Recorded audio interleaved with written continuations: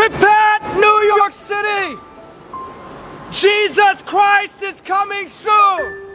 And He is King! And He is Lord of Lords and King of Kings, Alpha and Omega, beginning and the end. New York City, your sins have filled up the cup of God's wrath. And He is very angry with you. Did you know, New York City, that your babies are being removed from the womb and killed at 40 weeks gestation? Innocent lives taken in the name of convenience. Our selfishness and our pride has eaten us up. New York City, do you hear the voice of God today pleading with you to humble yourself in His sight so that He might lift you up? If you run to Jesus, He will not deny you. He will take you in as His own, and He will wrap you in a robe of righteousness. He will give you a garment of praise against the spirit of heaviness. And He can heal this land, my friends. Disease, viruses, bacteria. You don't have to live in fear.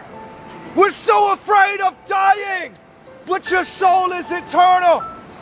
And one day we will stand before the Almighty God, naked in our sin, and we will account for the words and the deeds of our life. The Bible says the wages of sin is death, but the free gift of God is eternal life. You can find life in Jesus Christ. In His hand, the soul of every living thing, the breath of all mankind. The Word of God is going forth. Do you hear His voice, New York City? The hammer that breaks the rocks. Let Him lift you up. Let Him breathe life. Let Him bring repentance, restoration, and forgiveness. Today is the day of salvation. Do not turn your ear from the voice of Almighty God. The hand of the Lord is not too short that it cannot save, nor His ear heavy that He cannot hear. But your iniquities have separated you from God, and your sins have turned His face away from you. Your hands have become defiled with innocent blood.